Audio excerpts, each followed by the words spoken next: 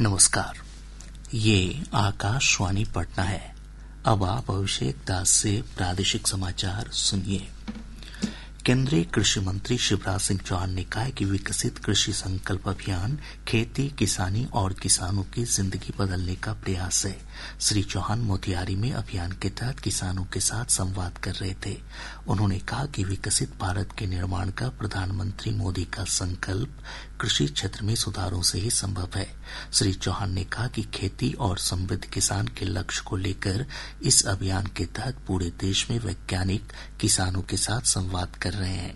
उन्होंने कहा कि किसानों से प्राप्त सुझाव के आधार पर भविष्य की रणनीति तय की जाएगी। कृषि मंत्री ने कहा कि बिहार में चौथे कृषि रोड मैप के तहत उल्लेखनीय काम हो रहा है।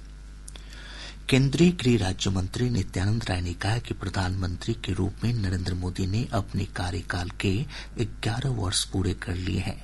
आज पटना में संवाददाताओं से बातचीत में श्री राय ने कहा कि इस अवधि में समाज के सभी वर्गों के लिए काफी काम हुआ। उन्होंने कहा कि वर्ष 2047 तक विकसित राष्ट्र बनाने के प्रधानमंत्री के संकल्प के साथ पूरा देश एकजुटता के साथ आगे बढ़ रहा है। राज्य सरकार ने प्रधानमंत्री आवास योजना शहरी के तहत 1 लाख अतिरिक्त आवासों के आवंटन का प्रस्ताव केंद्र सरकार को भेजा है। नगर विकास और आवास विभाग के आधिकारिक सूत्रों ने बताया कि आवास सर्वे में आवेदनों की संख्या बढ़ने के बाद इस संबंध में प्रस्ताव भेजा गया है। केंद्र सरकार से मंजूरी के बाद राज्य में अगले 5 साल में 6 लाख शहरी गरीबों को आवास उपलब्ध हो जाएंगे। अभी प्रदेश में 5 लाख शहरी गरीबों को आवास देने का लक्ष्य है। इसमें से अब तक 2 लाख आवास को स्वीकृति मिल चुकी है। केंद्रीय मंत्री और लोक जनशक्ति पार्टी के राष्ट्रीय अध्यक्ष चिराग पासवान ने कहा है कि बिहार विधानसभा चुनाव लड़ने पर पार्टी की जो राय होगी उसका वे पालन करेंगे। आज नई दिल्ली में पत्रकारों से बातचीत में श्री पासवान ने कहा कि अभी इस पर और चर्चा होगी। पत्रकारों के एक सवाल के जवाब में उन्होंने कहा कि पार्टी की ओर से सामान्य सीट से चुनाव लड़ने का भी प्रस्ताव है। प्रादेशिक समाचार आप आकाशवाणी पटना से सुन रहे हैं। आतंकवाद के खिलाफ भारत के कूटनीतिक प्रयासों के तहत जदयू सांसद संजय कुमार झा के नेतृत्व में एक प्रतिनिधिमंडल मलेशिया के दौरे पर है। इस प्रतिनिधिमंडल ने मलेशिया की राजधानी कुआलालंपुर में सत्तारूढ़ दल के संसद सदस्यों और अन्य नेताओं के साथ उच्च स्तरीय बैठक की। बैठक के बाद श्री झा ने कहा कि आतंकवाद के खिलाफ मलेशिया का पूरा समर्थन भारत को मिला है।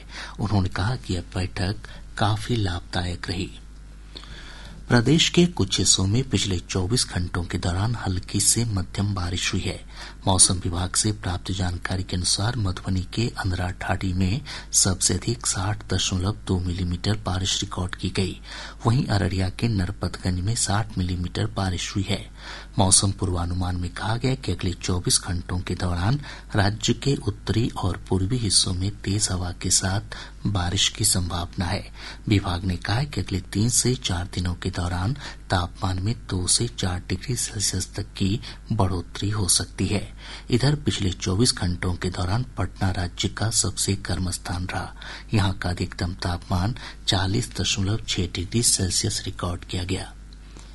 मुंगेर के इंडोर स्टेडियम में आयोजित 36वीं बिहार राज्य क्योरुगी और 9वीं बिहार राज्य ताइक्वांडो प्रतियोगिता में गया की टीम ने 32 स्वर्ण पदक जीते।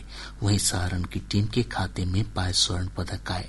कटिहार की टीम ने 11 और मुंगेर ने 16 स्वर्ण पदक अपने नाम किया।